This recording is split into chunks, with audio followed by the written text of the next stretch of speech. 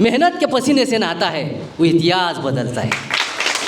आणि अशीच जबरदस्त मेहनत करून संपूर्ण टीममध्ये ज्यांनी जबरदस्त आग लावली आणि संपूर्ण टीमला एक जबरदस्त मोमेंटम दिला, संदीप सरांसाठी पुन्हा एकदा जोरदार टाळ्या होत्या.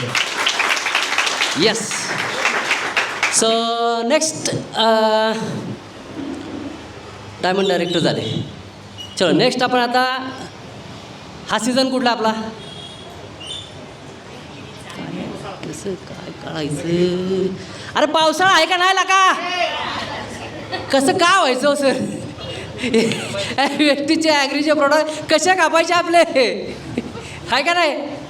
बोला की जरा पटापटा कारण तुमच्यासाठी खास काय काय घेऊन आले सर. बघा आता मी यांना इन्व्हाइट करणार आहे, ते आपल्याला खास ॲग्रीविषयी बोलणार आहेत.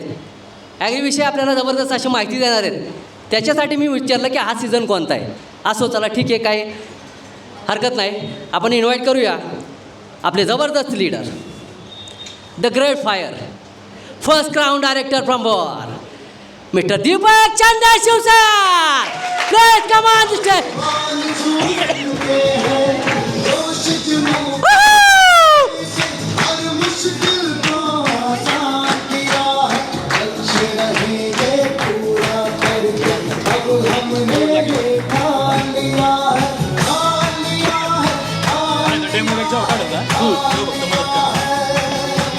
बंद करू.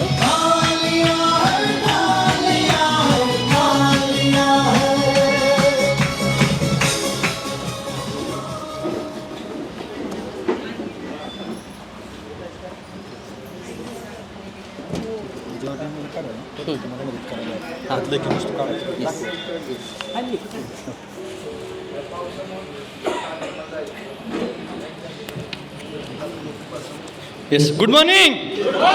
एक्सायटेड? नक्की का? येस. जबरदस्त. नवीन लोकांसाठी वाटत नाही, सरांना वाटत नाहीत. अभी इज्जत का सवाल आहे हमारे. Are you excited? आता काय आम्ही थांबत नसतो, लय जोरात आहे आमची टीम. तर नवीन लोकांसाठी ओळख करून देतो. नाव दीपक चंदनशिव, किवतवरून आहे. एका प्रायव्हेट लिमिटेड कंपनीमध्ये गेले 10 वर्षाला सर्व्हिस करतो आहे आणि या प्रोजेक्टमध्ये पॅरलली गेल्या 3 वर्षापासून काम करतो आहे. जशी सर्वांनी स्वप्न सांगितली तशी माझीही स्वप्न या बिझनेसमधून खूप सारी पूर्ण झाली. टोटल 23 होते, त्यातले 13 ते 14 ड्रीम्स पूर्ण झाले. 2-3 सांगतो. सगळ्यात मोठं म्हणजे फॉरेन ट्रिप, तर 2 फॉरेन ट्रिपच्या माध्यमातून 3 देश फिरून आलो. त्याचबरोबर 39 लाखाचं नवीन घरसुद्धा या बिझनेसच्या माध्यमातून घेतलं. शिरोळमध्ये 2 BHK फ्लॅट आपण घेतला. त्याचबरोबर 2 व्हीलरसुद्धा एक घेतली आणि एक 4 व्हीलर पण खाली उभी आहे की जी 14.5 लाखांची आहे. तर अशा अजून छोटी मोठी बरीचशी ड्रीम्स या प्रोजेक्टच्या माध्यमातून पूर्ण आली आणि नक्कीच आपल्या सर्वांचे स्वप्न या प्रोजेक्टच्या माध्यमातून 100% पूर्ण होतील. त्याचबरोबर सर्वांचं अभिनंदन करेल जे काही नवीन लीडर होते, ज्यांचं आज सेलिब्रेशन आपण पाहिलं. फास्ट स्टार्ट ढीक झाला तो ढीक. एवढे फास्ट स्टार्ट की वाटता कंटाळा आला. एवढी लोक झाले. नेक्स्ट मंथमध्ये अजून ह्याच्यापेक्षा जोरात आपण करूयात. सो त्यांचंही अभिनंदन आणि ब्रँड न्यू ब्रॉन्झ असतील किंवा बाकीचे इतर जे लीडर आहेत सर्वांचं अभिनंदन. सो आपण आज माझा टॉपिक आहे आजचा फार्मर टू लीडर. आजच्या टॉपिकचं नाव आहे, सर्वांनी डायरी आणि पेन घ्यायचं आहे कारण बऱ्याचशा काही नोट्स तुम्हाला मिळतील की ज्या कधी आपण ऐकल्या पण नसतील किंवा आपण आपल्या रेग्युलर कामामध्ये कधी काम ते केलं पण नसेल. त्याच्यामुळे ज्या ज्या काही पॉईंट तुम्हाला आवडतील ते तुम्ही नोट डाऊन करून घ्यायचे. तर सर्वात पहिलं आपण जर पाहिलं आपल्या भारतामध्ये, तर भारत हा एक कृषीप्रधान देश आहे, बरोबर. भारतामध्ये खूप मोठ्या प्रमाणावर शेती केली जाते, राईट. जर आपण पाहिलं, जर आपल्या कंपनीचं किंवा इंडियामध्ये जे काही शेतीमध्ये जे काही प्रोडक्ट सेल केले जातात की ज्याच्यामध्ये बऱ्याच कंपन्या आहेत बाजारामध्ये, आपण बघतो जैविक कंपन्या खूप साऱ्या मार्केटमध्ये आहेत अवेलेबल. तर त्या सर्वांचा जो टर्नओव्हर होतो, जो सेल होतो पूर्ण भारतामध्ये, त्या 100% सेलमध्ये आपल्या वेस्टीज कंपनीचा जो शेअर्स आहे तो 52% आहे. म्हणजे सर्वात जास्त आपल्या प्रोडक्टचा सेल होतो आहे कारण आपल्या प्रोडक्टमध्ये खूप खतरनाक ताकद आहे. प्रोडक्टमध्ये तर जबरदस्त ताकद आहे. त्यातले सगळे प्रोडक्ट इफेक्टिव्ह आहेत, त्यातले कंटेंट्स वगैरे खूप छान आहेत. फक्त आपल्याला ते योग्य पद्धतीने वापरता आले पाहिजेत. तर त्या प्रोडक्टवरती मी बोलणारच नाही की कोणतं प्रोडक्ट काय करणार आहे, कशावरती काय देणार, ते आपल्या सर्वांना माहिती आहे. कारण आपल्याकडं मराठीमध्ये बुकसुद्धा आहेत, आपण त्याच्यातून सुद्धा त्याचे नोट्स काढू शकतो. त्यात कंटेंट्स काय आहेत, कसे वापरायचे, पूर्ण मराठीमध्ये आहे. महत्त्वाचा विषय असा की प्रोडक्ट तर आहेत, पण काम पण करता आलं पाहिजे ॲग्रीमध्ये. हे सगळ्यात महत्त्वाची गोष्ट आहे. आपलं नॉलेज आहे प्रोडक्टचं की हे प्रोडक्ट असं असं करतं, पण ते पोचवायचं कसं शेतकऱ्यांपर्यंत आणि त्यातून आपण बिझनेस कसा डेव्हलप करू शकतो, आपली ग्रोथ कशी करू शकतो, शेतकऱ्याची ग्रोथ कशी करू शकतो, हे सगळ्यात महत्त्वाचं आहे. तर त्यासाठी सगळ्यात पहिली जी आपली सुरुवात होते, आपल्या बिझनेसचा कच्चा माल काय आहे, कोण सांगेल? लिस्ट. मॅडमने सांगितलं लिस्ट म्हणजे आपल्या बिझनेसचा कच्चा माल आहे. मग आता आपल्याला ॲग्रीमध्ये काम करायचं तर आपल्याकडं यादी कशाची पाहिजे? शेतकऱ्यांची यादी आपल्याकडे पाहिजे, कारण आपली सुरुवात जी आहे ती शेतकऱ्यांच्या लिस्टपासून होणार आहे. तर आपल्याला पहिली यादी तयार करायची आहे, ज्याच्यामध्ये नाव असेल, सिरियल नंबर, नाव, त्याचा मोबाईल नंबर, त्याच्या गावाचं नाव आणि तो सध्या काय करतो, त्याचं प्रोफेशन आपल्याला तिथं लिहायचं आहे. तर असा एक चार्ट पहिला बनवायचा आहे, लिस्ट बनवायची आहे पूर्ण. जे काय आपल्या ओळखीचे शेतकरी आहेत त्या सर्वांची यादीमध्ये तुम्ही त्यात नाव घेऊ शकता. त्यानंतर लिस्ट काढल्यानंतर जे पुढचं काम आहे ते त्यांना कॉल करणं, इन्व्हाइट करणं. आता ही सगळ्यात महत्त्वाचा पॉईंट आहे की आपल्याला कॉलवर नक्की बोलायचं आहे काय आणि आपण ॲग्रीमध्ये मीटिंग कशी बुक सेट करू शकतो हे महत्त्वाचं आहे. आपण जर चुकीचा कॉल केला तर कदाचित आपली ती मीटिंग बुक होत नाही आणि आपण शेतकऱ्याला फोन केला आणि काहीतरी वेगळंच बोललो तर तो म्हणतो नको, असले खूप आले, मार्केटिंग आहे का काय तुमचं, किंवा नेटवर्क करायचं आहे का, काहीतरी सेल करणार आहे असं त्याला वाटतं. मग आपण जर त्याला एक राईट कॉल जर केला, 1 मिनटामध्येच बोलायचं आहे, जास्त वेळ पण आपल्याला बोलायचं नाही, आपला कॉल 2 मिनटात संपला पाहिजे. आपण जर असं काही सॅम्पल जर कॉल केला आणि त्या कॉलमध्ये जर असे 3 प्रश्न मी सांगेल, ते 3 प्रश्न जरा तुम्ही त्या शेतकऱ्याला विचारले तर जगातला कोणताच शेतकरी तुम्हाला नाही असं म्हणणार नाही. त्यातला सगळ्यात पहिला की तुम्ही नॉर्मल कॉल केला आहे, हाय कसे आहात, बरे आहात का, काय चाललं आहे, नॉर्मल तुम्ही बोलणारी सुरुवात करणार आहे. त्याच्यानंतर मग सध्या शेतीमध्ये काय केलं आहे तो समोरचं सांगतो, किंवा ऊस लावला आहे, किंवा सोयाबीन आता घेणार आहे, किंवा भुईमुग लावून झाला आहे, असं काहीतरी तो त्याचं पीक सांगेल. त्याच्यानंतर आपल्याला काय म्हणायचं आहे की त्या शेतीमध्ये तुम्हाला ॲव्हरेज 35 ते 40% उत्पन्न वाढवायला आवडेल का, पहिला प्रश्न. दुसरा प्रश्न, तुम्ही जी शेती करताय त्याच्यामध्ये तुम्हाला खतांचा खर्च कमी करायला आवडेल का. तिसरी गोष्ट, तुम्ही जे शेतीला जे पाणी देत आहे त्या पाण्यामध्ये 50% बचत करायला आवडेल का. आता या 3 प्रश्न जर असे विचारले आपण तर उत्तर काय येईल? 100%. असं कोणताच शेतकरी म्हणणार नाही की मला खतांमध्ये खर्च कमी करायला आवडणार नाही, किंवा पाणी शेतीचं वाचवायला आवडणार नाही, किंवा उत्पन्न वाढवायला आवडणार नाही, असं एकही शेतकरी आपल्याला बोलणार नाही. जर हे 3 प्रश्न विचारले तर आपल्याला त्याचं उत्तर येणार यस. मग तो म्हणेल कसं वाचू शकतो, तर त्यासाठी आपल्याला एकदा भेटावं लागेल. तुमचा वेळ सांगा, मी त्या वेळेमध्ये येतो आणि मग तो जो काय प्रोजेक्ट मी रन करतो आहे मिशन विषमुक्त शेती, तो तुम्हाला मी समोर येऊन भेटून सांगतो. झालं, संपला. कुठं भेटायचं, किती वाजता भेटायचं एवढंच ठरवायचं आहे. असं शॉर्टमध्ये आपल्याला कॉल करायचा आहे. आपण कॉल करत कसं असं केला होता का कधी कॉल कोणी? हे प्रश्न आपण विचारले होते का? हे जर प्रश्न विचारले तर 100% तुमची मीटिंग बुक झाल्याशिवाय राहणार नाही. काय वाटतं तुम्हाला, होईल का मीटिंग बुक? कोणताही शेतकरी आपल्याला येस म्हणेल आणि 100% या म्हणेल. मी म्हणेल 3 पैकी तुम्हाला एक जरी प्रश्न आठवला की ठीक आहे, 3 सांगितले तर सरांनी पण 1 विचारला, उत्पन्न वाढवायला आवडेल का, एवढंच बोलला, काय आन्सर नको होईल का? 3 पैकी 1 विचारला तर कोणताही विचार तुम्हाला जो आठवेन तर विचारा, तर 3 पण विचारा, काहीच प्रॉब्लेम नाही. तुमची काय होईल, पहिली मीटिंग बुक होईल. मीटिंग बुक झाल्यानंतर पुढचं काम काय आहे, आता ठरल्याप्रमाणे आपल्याला त्या वेळेत त्या ठिकाणी जायचं आहे. गेल्यानंतर काय करायचं आपल्याला सगळ्यात पहिलं, तो म्हणजे आपला प्लॅन दाखवायचा आहे. म्हणजे ॲग्रीमध्ये आपण कसं काम करतो, आपल्याकडे प्रोडक्ट काय आहेत, त्याचे फायदे काय आहेत, हे आपल्याला ॲग्रीच्या प्लॅनच्या माध्यमातून सांगायचं आहे. तर सगळ्यात पहिली गोष्ट महत्त्वाची, जाताना आपल्याकडे डेमो बॅग आपली स्वतःची पाहिजे, त्यात काय काय असलं पाहिजे तेही मी दाखवलं तुम्हाला. दुसरी गोष्ट, आपला ड्रेस कोड चांगला पाहिजे ॲग्रीचा प्लॅन करताना. ड्रेस कोड व्यवस्थित असेल तर आपल्याला प्रेझेंटेशन द्यायला पण चांगलं वाटणार आहे आणि आपलं जे पोश्चर आहे ते पण चांगलं पडेल, आपलं वजन पण चांगलं पडणार आहे. उगं विचित्र ड्रेसमध्ये जर आपण व्यवस्थित गेलो किंवा कसंही गेलो तर आपल्याकडं पाहण्याचा दृष्टिकोन जो समोरचा आहे तो पूर्ण खराब होऊन जाईल, आपले बॅड इम्प्रेशन पडणार आहे. त्याच्यामुळे आपल्याला ड्रेस कोडमध्ये जायचं आहे. तर ॲग्रीमध्ये काम करताना जो प्लॅनला सुरुवात करणार तुम्ही, तर प्लॅनला सुरुवात करताना मी माझं कसं करतो मी ते सांगेल. तर मी एका मिशन विषमुक्त शेती या प्रोजेक्टमध्ये काम करतो आहे आणि ह्या प्रोजेक्टच्या माध्यमातून काही फायदे शेतकऱ्यांपर्यंत पोहोचवण्याचा प्रयत्न करतो आहे. मग मी हे 3 प्रश्न परत विचारतो, जे पुढं काय 4-5 शेतकरी बसलेत. प्लॅनला सुरुवात करण्यापूर्वी जे कॉलवरती बोललो होतो, कारण कॉलवरती आपण एकाशी बोललेलो असतो पण त्यांनी 4-5 जणं बसलेले असतात आपल्यासमोर. मग त्याच्याशी जे आपण 3 प्रश्न बोललो आहे हे बाकीच्यांना माहीत असणार आहेत का? नाही. मग सुरुवात करताना आपण परत तेच प्रश्न त्यांना विचारायचे की तुम्ही बसलेल्यांना हे 3 फायदे तुम्हाला मिळवायला आवडतील का? थोडा पॉज घ्यायचा आहे, त्यांचं आन्सर ऐकायचं आहे, काय म्हणतायत की खरंच सिरियस आहेत का अशात ओढून आणून बसवलेत हे आपल्याला समजतं. त्याच्यामुळे पुन्हा ते 3 प्रश्न त्यांना विचारा, नक्की त्याचा आन्सर काय येणार आहे, येस येणार आहे.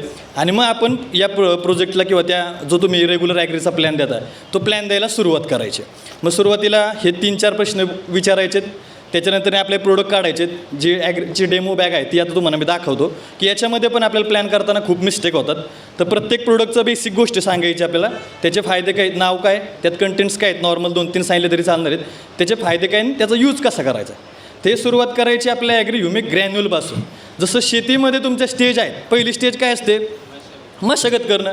मशागत करताना आपण कोणता प्रोडक्ट वापरतो आहे, ॲग्री ह्युमिक ग्रॅन्युल, ॲक्वाजेल आणि बुरशीनाशक वगैरे आपण त्यात मिक्स करू शकतो सुरुवातीला. तर हे 3 प्रोडक्ट आपले सुरुवातीला बेसोडॉसमध्ये टाकायचे. मग प्लॅनची सुरुवात करताना पण आपल्याला हे 3 प्रोडक्ट मिक्स करायच्या मशागतीपासून. दुसरा टप्पा काय असतो, लागण किंवा बीज प्रक्रिया आपण त्याला म्हणतो. किंवा पेरणी असेल म्हणजे बिया असेल तर आपण पेरणी करणार आहे, रोपं असेल तर आपण लागण करणार आहे.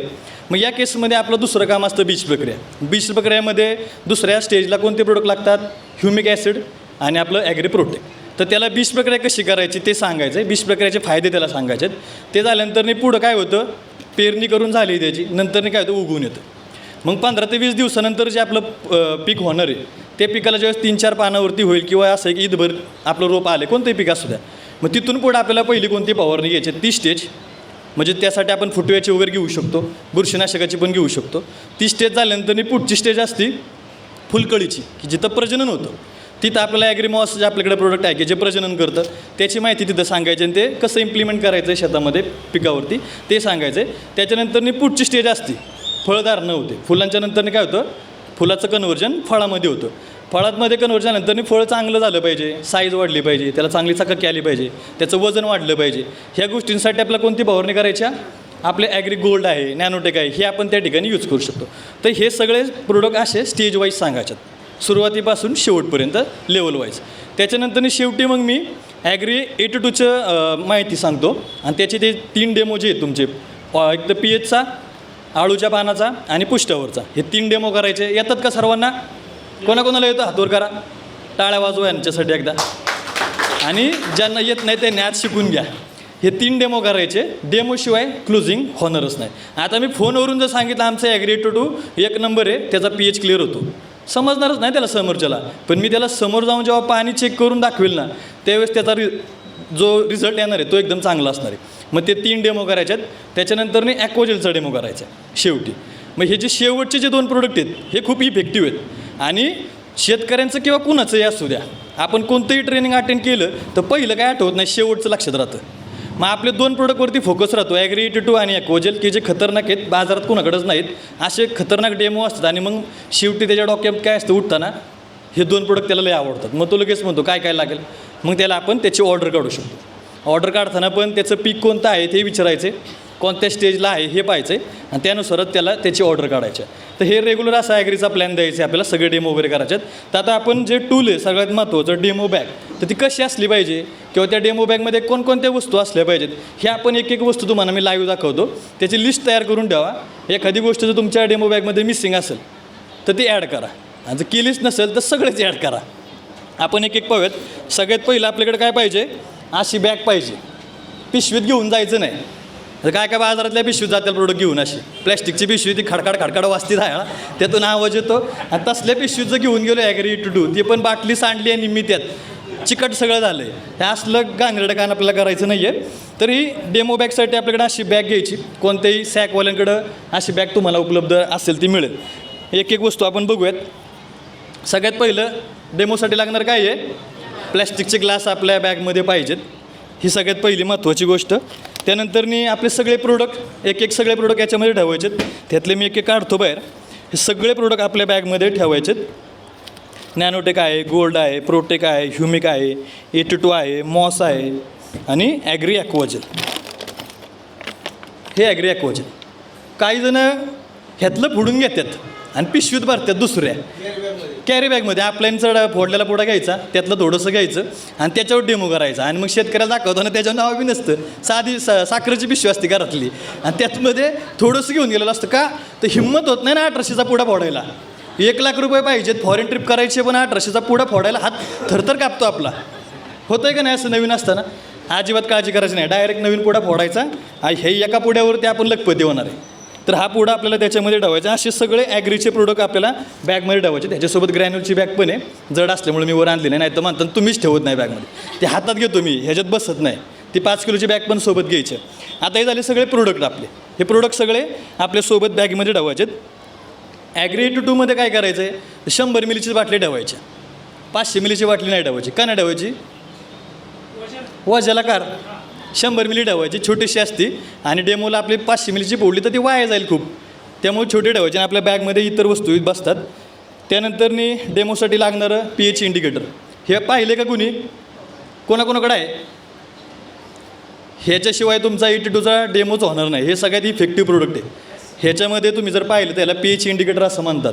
ह्याच्यावरती लेवल 2 पण असते. हे ज्यावेळेस पाण्यात टाकतो आपण त्यावेळेस पाण्याचा रंग चेंज होतो. म्हणजे जर या लाल साईडला जर कलर आला तर त्याला ॲसिडिक वॉटर म्हणतात, इकडं जांभळ्या साईडला आलं तर त्याला अल्कलाइन वॉटर म्हणतात. आपल्याला पाहिजे सेंटरला मध्ये 6-6.5च्या आसपास pH पाहिजे की जो न्यूट्रल असणार आहे. तर हे आपल्याकडे असणं गरजेचं आहे टूल. त्यानंतरने आपण अजून बघूयात काय काय आहे बॅगमध्ये.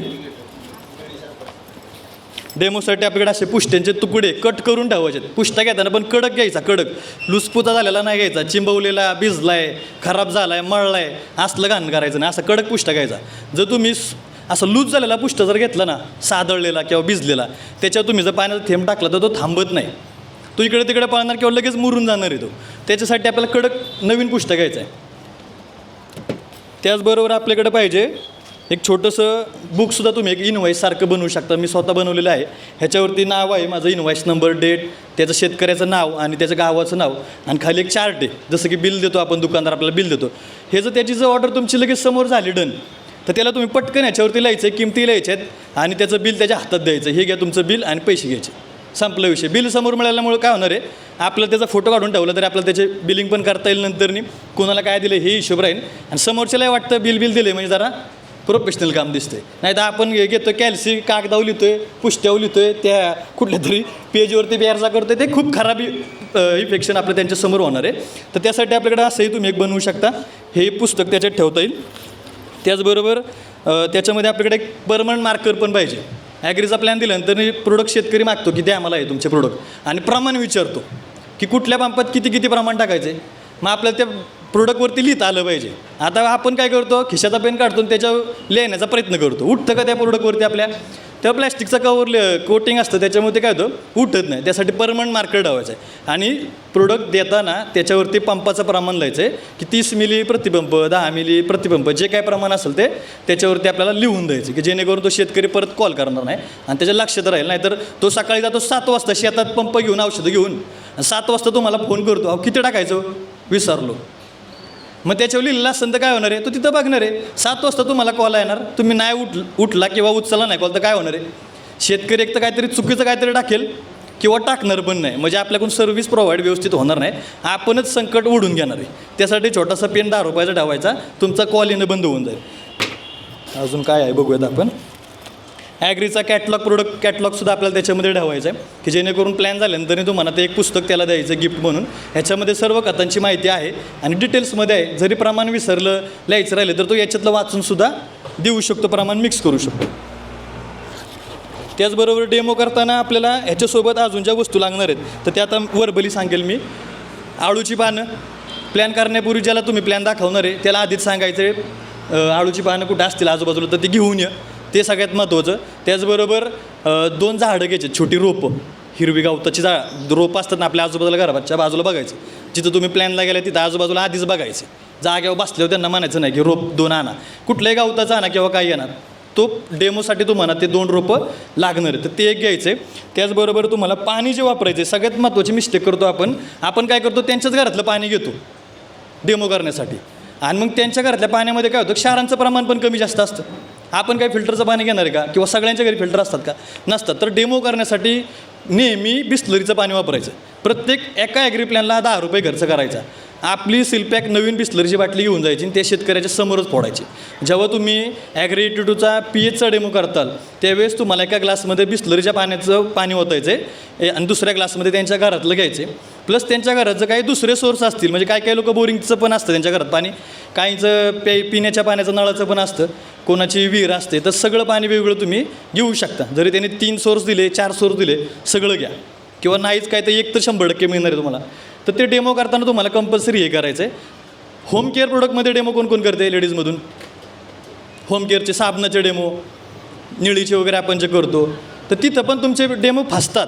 एक तर तो जो तुम्ही एक्सपर्ट साबणाचा जो करताना डेमो, ते पाणी बघा एकदम गडद लाल होत नाही.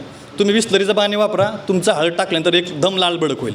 दुसरी गोष्ट, ॲश्युअर साबणाचा जो तुम्ही डेमो करता डव साबणासोबत, ते बऱ्याच वेळा ते आपल्या साबणाचं पण काय होतं, असं पांढरं होतं किंवा क्लीन होत नाही 100%. तुम्ही बिस्लरीचं पाणी वापरा, काचसगत पाणी होतं. साबण फक्त कमी वापरायचा. तिथले पण डेमो तुमचे एकदम खतरनाक होतील. सेम तुमचा जो अल्ट्रागार्डचा जो डेमो आहे फरशी पुसायच्या लिक्विडचा, त्यातमध्ये आपण नीळ टाकतो आणि त्यात बऱ्याच वेळा काय होतं, जास्त जरी आपलं लिक्विड टाकलं तरी होतच नाही, खूप लेट होतो. तिथंही तुम्ही बिस्लरीचं पाणी घ्या, एका थेंबामध्ये तुमचं पाणी परत काचसारखं होतं. इतकं जबरदस्त रिझल्ट तुम्हाला बिस्लरीच्या बाटलीने मिळतील. त्याच्यामुळे कायम हीच बाटली घ्यायची आणि त्याच्या समोरच फोडायची आणि मुद्दाम एखादा गोट प्यायचं सुद्धा नाही, तर त्यांना वाटतं हे काहीतरी वेगळं पाणी घेऊन आलं आहे का काय. ते छोट्या छोट्या गोष्टी आपल्याला लक्षामध्ये ठेवायच्यात. तर अशी ही पूर्ण डेमोची बॅग आहे. तर ह्या सगळ्या वस्तू आपल्या डेमोच्या बॅगमध्ये आपल्याला असल्या गरजेचं आहे. टोटल सगळ्या वस्तू ठेव, त्याशिवाय आपला प्लॅनच चांगला होणार नाही. तर हे काम आपल्याला करायचं आहे. बसल्यानंतर सुद्धा आपल्याला व्यवस्थित बसायचं आहे, सगळ्यांना शांत ठेवायचं आहे. त्याचबरोबर मोबाईल सगळ्यांना सायलेंट करायला लावायचे. घरातलं वातावरण आपण कम्फर्टेबल करायचं आहे. टी व्ही वगैरे कुठं ऑन असेल तर ते रिलॅक्स करायचं आणि मग प्लॅनला सुरुवात करायची आणि मग अशा पद्धतीने सगळे डेमो करून दाखवायचे. प्लॅन झाल्यानंतर पुढं काम काय करायचं आपल्याला, तर हे आपण डेमोचं तर पाहिलं. आता पुढचं काम काय होतं, प्रोडक्ट डिलिव्हरी. बरेच शेतकरी आपल्याकडे मागतात की द्या मला तुमचं ॲग्रीट्यूड खूप आवडले, ॲक्वाजल खूप आवडले तुमचं, मला आत्ताच्या आत्ता 2 पुढे द्या. या ग्रॅन्युलची बॅग पण खूप आवडली, मला सकाळी पेरायचं आत्ताच्या आत्ता द्या. तर प्रोडक्ट डिलिव्हरी खूप महत्त्वाची आहे. प्रोडक्ट डिलिव्हरीमध्ये ॲक्च्युली आपली सर्व्हिसच किती चांगली आहे हे समजते. प्रोडक्ट आपले इमिजिएट देता आले पाहिजे. त्यांनी मागितलं की लगेच द्यायचे. आपण जर त्याला म्हणलं उद्या देतो परवा आणून देतो, तर ती मिटिंग संपल्यानंतर तो माणूस उठतो, बाहेर जातो, आपण निघून गेलेला असतो आणि त्याच मिटिंगमध्ये एक कोणतरी निगेटिव्ह असतो. तो बाकीच्यांना सांगतो असलं काय नाही, हे लई येऊन गेले, झालं फुस. पण एकदा प्रोडक्ट जर तुम्ही समोर दिले, पैसे आलेले असतात आणि आपण निघून गेलेलो असतो, तो काय परत मागे आणून देत नाही. जर त्याला कोणी असं निगेटिव्ह केलं तर तो म्हणतो ठीक आहे आता बघू, घेतलं तर वापरून तर बघतो. आपल्याला सगळ्यात महत्त्वाचं काम आहे ते प्रोडक्ट त्याच्या शेतात पोचवणं. कारण एकदा वापरल्यानंतरही त्याला कोणी निगेटिव्ह करू शकत नाही, कारण आपल्या प्रोडक्टचा रिझल्ट हा 4 ते 5 दिवसातच खतरनाक दिसतो. मग त्याला कुणी बी येऊन निगेटिव्ह करू द्या, होऊ शकत नाही. त्यासाठी प्रोडक्ट डिलिव्हरी आपल्याला इमिजिएट पाहिजे. त्यासाठी आपल्याला जाताना थोडासा स्टॉक आपल्यासोबत ठेवायचा आहे. किमान 2 सेट तरी आपल्याकडे एक्स्ट्रा पाहिजेत, डेमो बॅगमधला एक सोडून. आणि जर आपल्या डेमो बॅगमधला जर एक सेट असेल, तुमचे प्रोडक्ट गेले, तर दुसऱ्या दिवशी त्या डेमो बॅगमध्ये ते प्रोडक्ट परत ॲड करायचे, नवीन खरेदी करायची आणि त्याच्यामध्ये ते ॲडिशन करायचं आहे. तर ते डिलिव्हरी जी आहे प्रोडक्टची ती ताबडतोब द्यायची. तिथं आपल्याला लेट नाही करायचा किंवा 2 दिवसांनी 4 दिवसांनी देतो असं अजिबात कारण सांगायचं नाही. आपल्याला जेवढं फास्ट देता येईल प्रोडक्ट तेवढं फास्ट द्यायचं आहे. त्याच्यानंतर पुढं काय करायचं आपल्याला, आता तुम्ही प्रोडक्ट तर दिले, त्याच्यानंतर पुढचा टप्पा येतो म्हणजे प्लॉट व्हिजिट. आता तुम्ही प्रोडक्ट देऊन आला आहे, त्या शेतकऱ्याने बिचाऱ्याने वापरलेत, फवारणी करून आला आहे किंवा काय बेसळ दिला असं तुम्ही डोसा, तर ते केलेलं असतं. तिथून पुढं आपल्या पुढच्या 5-6 दिवसांमध्ये त्याच्या प्लॉटवरती जायचं आहे. त्यांनी कसं वापरलं आहे, त्यांनी जी फवारणी आपण सांगितली होती ती केली, त्याचा रिझल्ट कसा आला आहे, त्याच्या पिकावरती काय इफेक्ट जाणवतो आहे का, हे आपल्याला त्या प्लॉट व्हिजिटमध्ये जाऊन बघायचं आहे. ही सगळ्यात महत्त्वाची गोष्ट आहे. प्लॉट व्हिजिट आपण करत नाही. आपण एकदा प्रोडक्ट देतो, परत त्या शेतकऱ्याकडे फिरकतच नाही. मग त्याला काय वाटतं की ह्या प्रोडक्ट आले, विकले आणि निघून गेला, परत माझ्याकडे फिरलाच नाही. असे खूप सारे शेतकरी आज काम करताना मिळतात की प्रोडक्ट तुमचे चांगले आहेत, परंतु काही दिवसांनी आम्हाला ते मिळालेच नाहीत, कुणी आणून दिले नाही किंवा एकदाच देऊन गेले, परत लिटर तुमचा फिरकलाच नाही. असे खूप फीडबॅक शेतकऱ्यांकडून आलेत. तर आपल्याला ती प्लॉट व्हिजिट करायच्या. प्लॉट व्हिजिटवरती सुद्धा गेल्यावरती ड्रेस कोडमध्ये जायचे, वावरात पूर्ण फिरायचे, झाड इकडे तिकडे बघायचे, खाली वाकून बघायचे, वरून बघायचे, पानं तपासायचे, पिकाला काय आजार झाला आहे ते बघायचे. पानांवरती सगळा खेळ आहे. पानं ओळखता आली पाहिजे, झाड ओळखता आलं पाहिजे, कीड पडली आहे का, बुरशी झाली आहे का, किंवा काय फंगसनी झालं आहे, कुठला आजार आहे हे आपल्याला आयडेंटिफाय करता आलं पाहिजे. मस्त तुम्हाला काय माहीत नाही, पण बळच आपलं पानाला हात लावायचा, खाली वाकायचं, 4 फोटो काढायचे, बघता बघता पटकन एखादा आपला सेल्फी पण काढून घ्यायचा. हे 2-4 गोष्टी पटपट त्याच्यामध्ये करायच्यात आणि प्लॉटवरती गेल्यानंतर काही गप्पा गोष्टी मारायच्यात शेतकऱ्यासोबत फ्रीली. एकदम असं ऑकवर्ड फील नाही करायचं, त्याच्याशी फ्रेंडली बोलायचं, मित्रासारखं बोलायचं.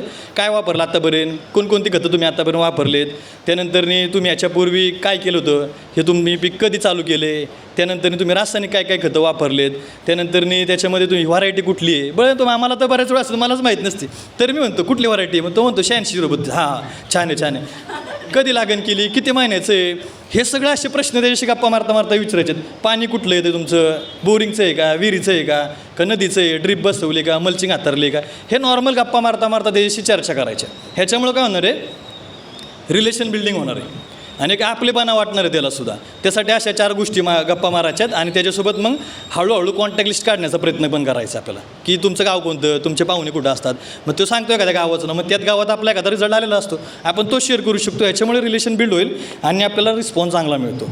आता प्लॉट व्हिजिट केल्यानंतर पुढं काय करायचं आपल्याला, त्याच व्हिजिटमध्ये एखादी होम मिटिंग बुक करायच्या. आता आपण 8-10 दिवसांनी गेलेलो आहे, रिझल्ट आलेला असणार आहे, तो शेतकरी पॉझिटिव्ह झालेला असतो, मग त्याला आपण म्हणू शकतो की रिझल्ट कसा काय वाटतो आहे, तो छान आहे, चांगला आहे. तर जसं तुम्ही शेतीमध्ये रिझल्ट पाहिले, आपल्याकडे खूप छान प्रोडक्ट आहेत, तसे आपल्याकडे काही आरोग्याचे पण प्रोडक्ट आहेत. जसं आपण शेतीचं आरोग्य सुधारवलं तसं आपण आपले आरोग्य सुधारू शकतो. मग आपल्याकडे काही घरगुती वापराच्या पण वस्तू आहेत. मग आपण दुसरी मिटिंग बुक करायच्या, होम मिटिंग. मग त्याच्या घरी जाऊन आपण होम केअरचे प्रोडक्टचे डेमो दाखवायचे. जसे आपण ॲग्रीचे दाखवले तसे होम केअरचे, म्हणजे आपण काय करतो आहे, त्या शेतकऱ्याला शेतीतून त्याच्या घरामध्ये आपण जातो आहे आणि मधलं कारण काय आहे, ते प्रोडक्ट आणि ती प्लॉट व्हिजिट. त्या व्हिजिटमध्ये आपल्याला ह्या गोष्टी डिस्कस करून आपल्याला त्याच्या घरापर्यंत जायचं आणि त्याला मग घरात जाऊन होम केअरचे प्रोडक्ट द्यायचे. आता याच्यामुळं काय होणार आहे, आता त्याची फवारणी झाली, खतं संपली किंवा पीक संपलं, परत आपल्याला विचारेल का तो. आता एकदा बरी घातले की 2 महिने काय तो शेतकरी आपल्याकडे फिरकत नाही. मग त्यासाठी आपल्याला ही आयडिया करायची आहे का, कारण शेतीचा बिझनेस बंद होणार आहे. साबण तेल शॅम्पूचा बंद होईल का, तो शेतकरी बिना आंघोळीचा राहील का, शॅम्पू लावायचा राहील का, दात घासायचा राहील का, 100% तो हे सगळे प्रोडक्ट घरामध्ये वापरत राहणार आहे. मग हळूहळू आपण त्याला होम केअरचे प्रोडक्ट दाखवायचे. होम केअरचे प्रोडक्ट वापरले की मग परत पुढं एकदा कधी आपण तुम्ही प्लॉट व्हिजिटला जाताल त्यावेळेस मग शेतातच गप्पा मारता मारता विचारायचे, तुम्हाला जे वस्तू दिल्या त्या घरातल्या त्या कशा वाटल्या, त्यातल्या एखाद्या वस्तूचा रिझल्ट विचारा, तुम्ही साबण कसा वाटला, आवडला का. मग तो म्हणतो हा छान होते. घरातली लेडीज कोणी त्यातला फीडबॅक आपल्याला देऊन टाकेल की प्रोडक्ट तुमचे खूप छान होते. मग मी त्यांना असं म्हणतो की तेच प्रोडक्ट वापरून तुमची खतं फ्रीमध्ये झाली तर तुम्हाला आवडेल का, म्हणजे खतांचा खर्च तुमचा 0 झाला तर आवडेल का, किंवा तुमच्या घरात 4 रुपये आले तर तुम्हाला आवडेल का. मग तो शेतकरी म्हणतो काय आहे ती सांगा. मग मी त्याला पुढची मिटिंग बुक करतो. तर आज काही वेळ नाही, 2 दिवसांनी आपण काय करूयात, नक्की हा बिझनेस काय आहे, हे तुमची खतं आपण कशी फ्रीमध्ये करू शकतो, ज्या घरामध्ये तुम्ही वस्तू वापरतात त्या पण फ्रीमध्ये कशा वापरू शकतो आणि आपल्या घरात पैसा कसा येईल हे आपण त्यातून समजून घेऊ शकतो. पुढची मिटिंग कोणती आता, CO प्लॅन. त्याला बिझनेस प्लॅन द्यायचा. प्लॅन दिला की आवडलं आहे, रिझल्ट आलेला असतो, वस्तू वापरलेल्या असतात, फक्त लायसन काढायचं आणि त्याला मग पुढची एखादी जी आपली अपकमिंग जी मिटिंग असते, जसं की आज सक्सेस सेलिब्रेशन आहे किंवा आपली हॉटेल मोठी मिटिंग ॲग्रीची झाली, त्या मिटिंगमध्ये आणून बसवायचा. त्या मिटिंगला आला की त्यांचा डिसिजन होतो की बिझनेस का करायचा आहे. मग ह्या मोठ्या मिटिंगमध्ये आपल्याला त्याला क्लब करायचा आहे. त्यानंतरनी तो तुमचा जो शेतकरी होता त्या शेतकरी आपल्याला एक लीडर बनणार आहे, आपल्याला एक नवीन लीडर मिळणार आहे. जे जिवंत उदाहरणं आपल्या ग्रुपमध्ये आहेत. माझ्या ग्रुपमध्ये तर बरेचसे जण असे आहेत की जे शेतीपासून सुरुवात झाली ना आज बिझनेसमध्ये आले. आता आपण योगेश पांगरे सरांचा मुलाला ऐकलं तर हे एकदम उत्तम उदाहरण तुमच्यामध्ये बसलेलं आहे की 3 महिन्यापूर्वी सुरुवात केली, आज बिझनेसमध्ये आले. म्हणजे ज्या शेतकऱ्याला आपण सुरुवातीला 20% ऑफमध्ये प्रोडक्ट दिले, 10% खतं फ्री दिली, समजा 30% आपण त्याचे वाचवले. नंतर दुसऱ्या मिटिंगमध्ये आपण त्याला प्रोडक्ट घरातले वापरायला लावले, कन्सिस्टन्सी शिकवली, तो घरातल्या वस्तू वापरायला लागला. त्याचा खर्च आपण कितीवरती आणला, 50%वरती. तिसऱ्या टप्प्यामध्ये काय केलं आपण, बिझनेसमध्ये आणला, त्याच्या घरात 4 रुपये यायला लागले. आता काय होणार आहे, आता तो शेतकरी आपल्याला विसरेल का आयुष्यभर, कधीच होणार नाही. तो कायम आपल्या बिझनेसमध्ये येईल आणि आपल्याला पुढेही पैसे कमवून देईल आणि त्याचीही ग्रोथ होईल. तर या स्टेज आहेत, ह्या टप्प्याटप्प्याने आपल्याला वापरायचे आहेत. आणि अजून एक गोष्ट सांगेन की ज्यावेळेस आपण ॲग्रीचे प्रोडक्ट देतो, तेच प्रोडक्ट देताना आपल्याला त्याच्यावरती फ्रीच्या वस्तू बऱ्यापैकी ॲग्रीच्या जर दिल्या तर आपली कधी कधी परत पुढची ऑर्डर बी निघत नाही. मी कायम क्रॉस वस्तू देतो, म्हणजे कुणी ॲग्रीच्या वस्तू घेतल्या तर त्याला मी 2 साबण फ्री देतो, एखादी शॅम्पूची बाटली फ्री देतो. त्याच्यामुळे काय होतं की तो साबण तो घरी तो वापरतो, कदाचित त्याचाच फोन आपल्याला आधी येतो की तुम्ही दिलेला साबण चांगला होता. मग माझं त्याला विचारायचं वाचतं की घरी येऊन मिटिंग करू का, मग आपल्याला तर बहानाच मिळतो, जायचं आणि मग सांगायचा प्लॅन. म्हणजे जर तुम्ही ॲग्रीचे प्रोडक्ट दिले आणि ॲग्री एटोटोज जर दिले त्याला फ्रीला आणि त्याचे ॲग्रीचे प्रोडक्ट संपले तर तो फ्रीला मिळायला वापरणार, तुम्हाला कॉल करेल का नाही. मग त्यासाठी आपल्याला साबण द्यायचा. मुद्दाम, आणि त्याचा डेमो पण करायला लागणार नाही, कारण फ्रीमध्ये दिलेला असतो ना. फ्रीमध्ये दिल्यावर समजायची गरज लागत नाही, तो फ्रीमध्ये लगेच घेऊन जातो आणि विचारत पण नाही याची गॅरंटी आहे का, ह्याने काही साईड इफेक्ट होईल का, ह्याने केस गळायचे राहतील का. आता मी काल अँटी हेअरफॉलचा शॅम्पू एकाला दिला, त्याने मला नाही विचारलं ह्याने केस गळायचे राहिले नाही तर काय करू, कारण फ्रीमध्ये दिलं ना. मग आता वापरल्यावर रिझल्ट चांगला आल्यानंतर माझं लॉयल कस्टमर चालू झालं तिथं. मग ह्या अशा छोट्या छोट्या गोष्टी वापरायच्यात. त्याचबरोबर आपल्या खतांचे प्रमाण सांगतो की जे इन जनरल कॉमन आहेत. बऱ्याच वेळा काय होतं की आपण प्रोडक्ट देतो किंवा आपल्या अपलाईनला फोन करतो आणि ते आपल्याला सांगतात की आमकी तमकी खतं ह्याच्या त्याच्या फवारणी कर, आणि आपण काय करतो त्यांना परत फोन करतो की प्रमाण सांगा किती किती घेऊ. एकच सेम प्रमाण आहेत. कधीही आपल्याला विचारलं की ह्याच्यावर काय करून, त्यांचा जर आपल्याला मेसेज आला व्हॉट्सअपला ह्युमिक मार, 82 मार, नॅनोटेक मार, मग आपल्याला लगेच कळलं पाहिजे किती किती प्रमाण घ्यायचं. तर ते प्रमाण लिहून घ्या. ॲग्री ह्युमिक जे लिक्विड आहे ते कायम तुम्हाला 30 ते 40 मिली रेंजमध्ये द्यायचे. कॉमन 30 मिली तर परफेक्टच कॉम्बिनेशन आहे. 30 मिलीने तुम्ही ते द्यायचे. मग ड्रिपमधून सोडा, फवारणीतून द्या किंवा कुठल्या याच्यामध्ये द्या. त्यानंतर दुसरं ॲग्री प्रोटेक्ट. ॲग्री प्रोटेक्टमध्ये एक अडचण आहे ती वजन कसं करायचं. 30 ग्रॅम. मी माझी आयडिया सांगेन, मी त्यांना 3 काडीपेट्या टाकायला सांगतो, 2-3 काडीपेट्या टाकायला होतो. जी आपली छोटी माचीस असते ना घरातली, त्याच्यामधून ते 3 काडीपेट्या टाकायला सांगतो. नॅनोटेकसुद्धा सेम प्रमाण 30 ग्रॅम. ॲग्रीमॉस 20 मिली घ्यायचे.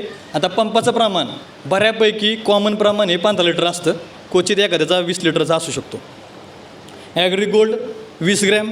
ॲक्वाजेल 1 किलो प्रति एकर घ्यायचे आपल्याला ते. ग्रॅन्युअल 5 kg घ्यायचे. ॲग्री 82 10 मिली घ्यायचे प्रत्येक पंपाला. कुठलंही तुम्ही त्याच्यामध्ये मिक्स करा औषध. तर हे कॉमन प्रमाण आहेत, तुम्हाला परत विचारायची गरज लागणार नाही. आपल्याचं काम वाचतं आहे आणि आपलंही काम फास्ट होणार आहे. बऱ्याच वेळा आपण प्लॉटवरती जातो, प्लॉट व्हिजिट करताना आपण नवीन असतो आणि आपल्याला काय आयडिया नसते काय झालं. आपण काय करतो, फोटो काढतो, आपल्याला पाठवतो आणि त्यांच्यासमोरच कॉल करतो की काय काय देऊ. मग समोरच्या शेतकऱ्याला काय वाटतं की ह्यालाच काय माहीत नाही, हाच दुसऱ्या माणसाला विचारतो आहे, मला काय सांगणार आहे. आणि मग तो आपण घरी जातो निघून आणि आपण त्याला कॉल करतो फॉलोअपसाठी, ऑर्डरसाठी, आणि तो मग आपल्याला निगेटिव्ह फीडबॅक तिथं मिळतात. मग कॉल उचलत नाही, रिस्पॉन्स मिळत नाही, कारण आपणच चूक केलेली असते. तर अशा वेळेस आपण सांगायचं की ठीक आहे, समजलं आहे मला काय झालं, तुमच्या प्रोडक्टला पिकाला काय द्यायचं आहे, तर मी तुम्हाला ते व्हॉट्सअपवरती कळवतो आणि प्रॉपर लिहून पाठवतो म्हणायचं, आणि तिथून कल्टी मारायच्या. आणि मग आपण बाजूला येऊन आपल्या आपल्याला विचारून कुठलं काय द्यायचं, काय सांगायचं, आणि मग हे समजून घ्यायचं आहे. मग त्याला फोन करायचा आहे की असं असं आपल्याला करूयात, तुम्हाला व्हॉट्सअपला मी हे शेड्यूल सगळं पाठवलं, त्याप्रमाणे चालू करा काम. तर ही एक काळजी घ्यायची. त्यानंतरनी छोट्याशा बाजारातल्या गोष्टी आहेत की ज्या आपल्याला मार्केटमध्ये थोडं आपल्या लक्षामध्ये असणं गरजेचं आहे. की आता बऱ्यापैकी आपण बघतो आपल्या आजूबाजूला ऊसाचंही काम चालू आहे, ऊसाला भर घालण्याचं काम चालू असतं, किंवा रासायनिक खतांचाही प्रॉब्लेम येतो. की बरेचसे शेतकरी म्हणतात की तुमची हिमिग्रॅन्युलची बॅग वापरल्यावरती रासायनिक खतं आणायला लागतील का, असा प्रश्न विचारला आहे का कोणी तुम्हाला? खूप जणांनी विचारला का नाही. आता ह्याच्यामध्ये मला त्या दिवशी असाच एकाने प्रश्न विचारला की ॲग्री ह्युमिग्रॅन्युलची बॅग तुमची 5 किलोची 1 एकराची आहे, ही टाकल्यावरती रासायनिक खतं टाकायला लागतील का. मग त्याला आन्सर काय देता तुम्ही? तुमच्या जमिनीला सवय झाली, ठीक आहे. तर तिथं मी त्याला काय आन्सर दिलं की तुम्ही शेतामध्ये तुमच्या शेणखत टाकल्यावरती रासायनिक खतं वापरता का. कारण मी ॲग्री ह्युमिग्रॅन्युलची बॅग काय प्रमोट केली आहे की तुमचं 1 ट्रॉली शेणखताचं काम करते. मग 1 ट्रॉली शेणखत टाकल्यावरती जर तुम्ही 10-20 पोतं टाकणार असाल तर ही बॅग टाकल्यावर सुद्धा टाकावी लागणारच ना, दुसरा पर्यायच नाही. तर 100% टाकावं लागणार आहे. तर कुठल्याही शेतकऱ्याला 100% रासायनिक डायरेक्ट बंद करायला लावायचं नाही, पूर्ण जैविक करायला जायचं नाही, आपल्याला रिझल्ट चांगले मिळणार नाहीत. तर त्याचंही पुढे मी सांगेल की रासायनिक खतं का लागणार आहेत आपल्याला. तर आपल्याला हळूहळू रासायनिक खतं बंद करायच्या, टप्प्याटप्प्याने आपल्याला कमी कमी प्रमाण गरज आहे. सुरुवातीला तुम्ही 30-40% खतं कमी करा, दुसऱ्या अटेम्पमध्ये आपण 50-50 करू, तिसऱ्या अटेम्पमध्ये आपण पूर्ण जैविकमध्ये तुमचं प्लॉट आपण काढून घेऊ. तर ह्या गोष्टी आपल्या लक्षात ठेवायच्यात. तर ऊसाची मोठी बांधणी जी असते मेन, की जी साधारण 110 किंवा 120 दिवसांच्या आसपास आपल्याला करावी लागते. आता सीझन चालू आहे, बरेच ठिकाणी बरे टाकायचं काम चालू आहे. तर त्याच्यामध्ये पण आपले प्रोडक्ट कोणते टाकायचे आणि बाजारातले कोणते घ्यायचे, तुम्हाला मी 1 एकराचा डोस सांगतो. 100 टन प्लस ॲव्हरेज ह्या कॉम्बिनेशनला तुम्हाला 100% मिळेल. त्याच्यामध्ये आहे 10-26-26 2 बॅगा घ्यायच्या, 50 किलोची 1 बॅग असते, 2 बॅगा त्या घ्यायच्या. युरिया 2 बॅग घ्यायचा आहे. पोटॅशची 1 बॅग घ्यायची. निमपेंट जे आहे की ज्याने बुरशी वगैरे लागत नाही, तर त्याच्यामध्ये तुम्ही 50 किलो वापरू शकता एकरी हिशोबाने. 10-26-26 2 बॅग, 10-26-26 डॉट द्यामध्ये 2 टिंब द्यायची. 10-26-26 ते सांगतो काय पुढं ते. युरिया 2 बॅग, पोटॅश 2 बॅग, नीमपेंड 50 किलो, मॅग्नेशियम सल्फेट 15 किलो घ्यायचं आहे, magnesium sulphate 15 kilo, humic granule ज्या आपल्या बॅग आहेत त्या 2 बॅगा घ्यायच्या एकरी. त्यानंतर नॅनोटेक आपण त्याच्यामध्ये अर्धा किलो टाकू शकतो एकरी हिशोबाने. Humic granule 2 bag, magnesium sulphate 15 kilo, nanotech अर्धा किलो आणि गोल्ड 200 ग्रॅम. हे जर मिक्स कॉम्बिनेशन जर तुम्ही डोस दिला तर एकदम खतरनाक तुमचा ऊस येऊन जाईल. तुम्हाला रिझल्ट पण त्या ऊसामध्ये चांगले मिळतील. शेतकरी खुश होईल. ज्यांचं विसरलं आहे त्यांनी मीटिंगनंतर मला भेटा, मी सांगतो. तर हे कॉम्बिनेशन केलं तर आपल्याला रिझल्ट त्याच्यामध्ये चांगले मिळतील आणि शेतकऱ्याला रिझल्ट येणं हे सगळ्यात महत्त्वाची गोष्ट आहे. आपल्याला दोन्ही मिक्समध्ये करून त्यांना फायदे काढून द्यायचे. तर हे कॉम्बिनेशन आहे. त्यानंतरनी सगळ्यात महत्त्वाचं आहे ते म्हणजे कुठलंही पीक जे आहे तर पिकाला टोटल 17 सूक्ष्म अन्नद्रव्ये लागतात किंवा 17 पोषक द्रव्ये लागतात. 17 पोषक अन्नद्रव्ये कोणते आहेत तर त्याच्यामधले आपण पाहूयात कोणकोणते आहेत. त्यातला सगळ्यात पहिला जो येतो NPK. आपल्या ॲग्रीमॉसमध्ये पण आहे, त्याचं प्रमाण थोडंसं कमी आहे आणि ॲग्री गोल्डमध्ये पण आहे ते कंटेंट्स ॲड करण्यासाठी. तर ते आपल्याला त्याच्यात ॲड करायचे आहेत. तर हे जे टोटल जे आहेत NPK त्यातली फक्त मी नावं वाचून दाखवतो पटपट, नंतर तुम्हाला मी नोट्स पाठविल्या. त्याच्यामध्ये जे कॉम्प्लेक्स खतं आहेत बरेच जण 26-26. तर हे 3 म्हणजे काय असतं, NPK म्हणजे काय, N म्हणजे नायट्रोजन, P म्हणजे फॉस्फरस आणि K म्हणजे पोटॅश. हे 3 कॉम्बिनेशन असतात. त्यातमध्ये बरेचसे खतं आहेत त्याच्यामध्ये 10-26 आपण बऱ्यापैकी ऐकूनात. तर त्याच्याजवळ 10 ते 15 वेगवेगळे प्रकार आहेत. तर ते आपण ते विचारून वापरू शकतो. त्यानंतरनी आपल्या प्रोडक्टमध्ये नॅनोटेक जे आहे आपलं त्याच्यामध्ये हे सगळे कंटेंट्स तुम्हाला पाहायला मिळतील 17मधले.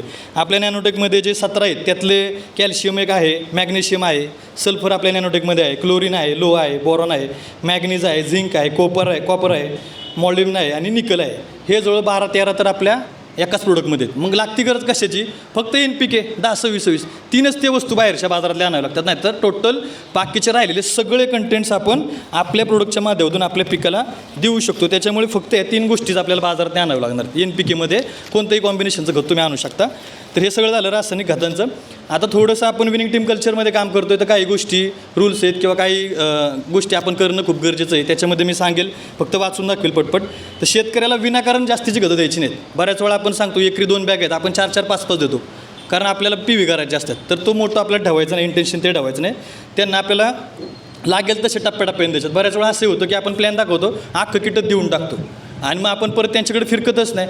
मग त्याच्यामुळे बरेचसे लोक असेही म्हणतात की अशी लोक आली होती, एक किट दिलं, एवढं दिलं आणि परत आलेच नाहीत. हे बाजारामध्ये ऐकायला मिळतं. त्या स्टेज वाईज द्या, कारण स्टेज वाईज तुम्हाला त्याच्याकडे जायचं आहे सुद्धा.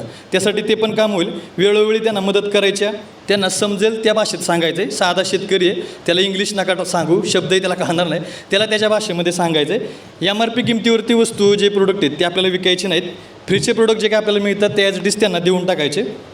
ID जर आपण त्याचं लायसन्स काढलं असेल तर आपण त्याच्यावरती त्यांचं बिल देऊन टाकू शकतो. लायसन काढताना पण ID वगैरे म्हणू नका. तिथं आपण म्हणायचं एक मिशन विषमुक्त शेतीचं आपण एक लायसन तुमचं काढूयात की जे गव्हर्नमेंट अप्रूव्ड आहे. ते लायसन काढण्यासाठी तुम्हाला हे डॉक्युमेंट लागतील आणि त्यासाठी कोणती फी आपण आकारली जात नाही. तुम्ही लायसन त्याचे काढू शकता. त्याचे फायदे काय आहेत तेही सांगू शकता. तो मेसेज तुम्हाला मी सर्क्युलेट करेल कसा पाठवायचा आहे. आठवड्याला प्लॉट व्हिजिट करायच्या, रासायनिक खते पूर्ण बंद करायची नाही, हळूहळू बंद करायच्यात. प्लॉट व्हिजिटचे पैसे काय मागायचे नाहीत, चहा फक्त प्यायचा. त्यांच्या शेतात रिझल्ट आणून द्यायची जबाबदारी आहे ती टोटली आपली असणार आहे. त्या शेतकऱ्याला सुरुवातीपासून शेवटपर्यंत संपूर्ण सपोर्ट आपण द्यायचं आहे.